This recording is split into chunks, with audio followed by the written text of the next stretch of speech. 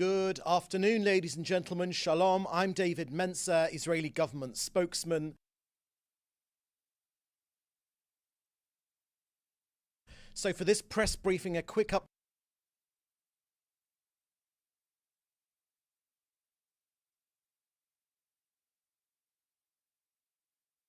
update from me, and then to your questions, which you should put in the chat, all of which we will answer this Monday, the 19th of August, day 318 of the October 7th war. We start today with sad news of our fallen IDF soldiers, 692.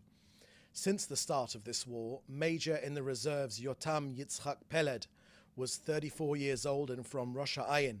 He was killed in battle in the center of Gaza.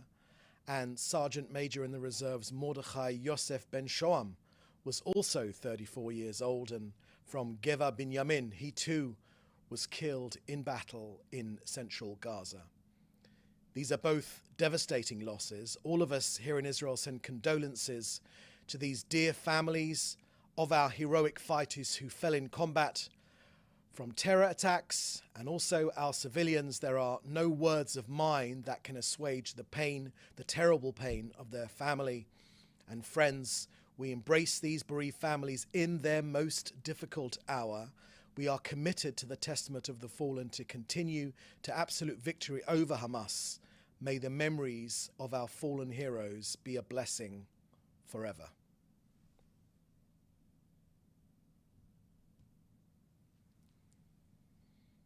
Next, on Secretary of State Blinken's visit in Israel today, meeting with our president this morning, the Prime Minister, the Defense Minister, together with other senior ministers and officials.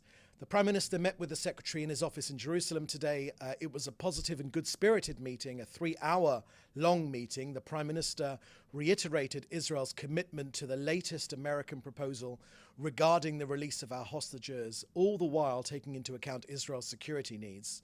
Israel greatly appreciates the efforts of the US to dissuade Hamas from its refusal to agree to a deal for the release of our hostages. The Prime Minister stands firmly by the principle that the IDF will physically remain on the Philadelphia corridor, the border with Egypt, to prevent the resupply of Hamas's deadly weapons. The negotiations continue.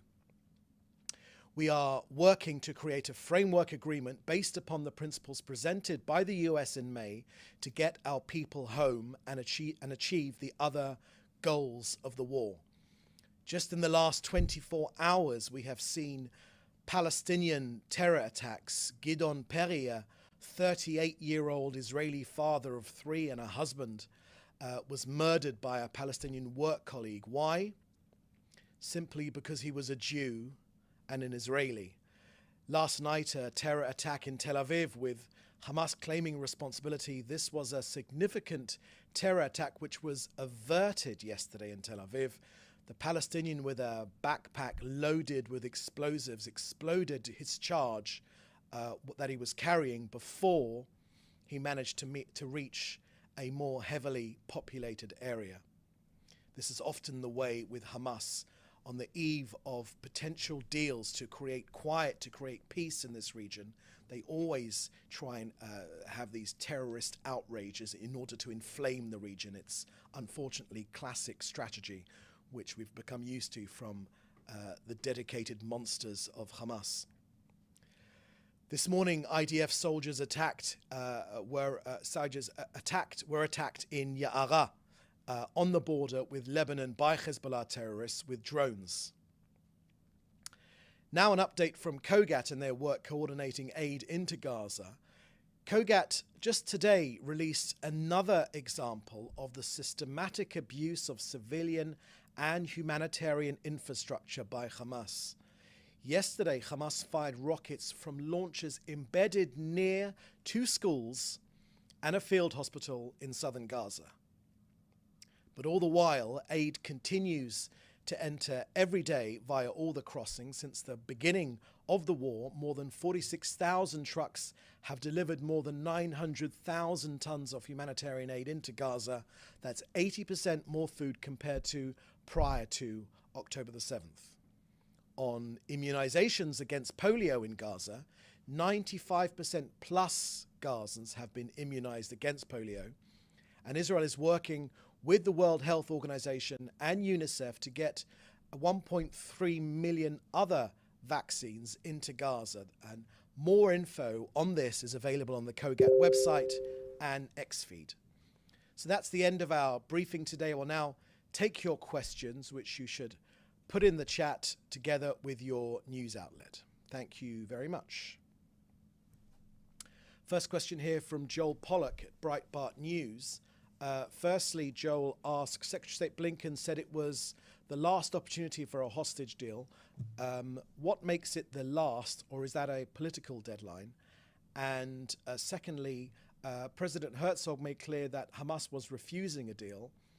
Why did Blinken appear to blame both sides? Thank you very much for those questions, Joel Pollack from Breitbart News. Look,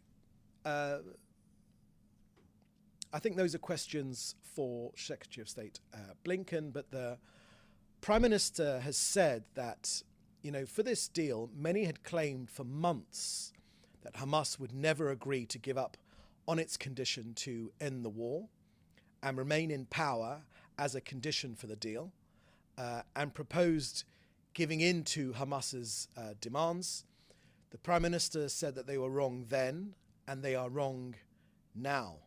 The Prime Minister made clear at the start of yesterday's Cabinet Minister that our negotiations team strongly insisted on this fundamental demand, vital to achieving the goals of the war.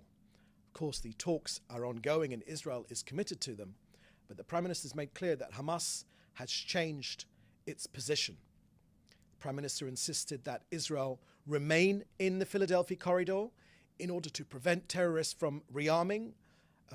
Israel also insisted that on advancing a deal that will maximize the number of living hostages, and to enable the achieving of all of our war objectives. Israel is conducting these negotiations with a firm eye on the vital security interests of Israel, as opposed to those who advise that Israel just give in. Israel is engaged in these negotiations for the release of our hostages because it is a national mission of the highest order. The Prime Minister has made clear that Israel is fully prepared to be flexible for this noble mission, but be in no doubt these are very complex negotiations. Hamas is a murderous terrorist organization that is both simultaneously obstinate and at the same time uninhibited in its wickedness. Hamas did not even send a representative to the talks in Doha. Now, the Prime Minister has made clear that strong military and diplomatic pressure on Hamas and Sinwar are the way to secure the release of our hostages. Thank you. I'll take the next question from Hannah Julian in a moment. Jim Williams, I saw a question but seems to have disappeared, so perhaps you can put that again into the chat. But in the meantime, Hannah Julian from the Jewish Press has asked, is there an update on the talks specifically from Cairo? Also, when those talks conclude, if there is no agreement, what happens next? Thank you for that question, Hannah. I've given you an update that we have right now from regarding the hostage release negotiations, which we are currently engaged in. We thank our American partners for pushing these forward. We are indebted to them. But once and again, it is always Hamas which walks away at the final moment. Again and again and again, this has been shown over the last 10 months. We are in favor of negotiations and for them to be concluded successfully, and Hamas keeps walking away. Okay, that seems to be the last question here, unless there are any more other questions. No?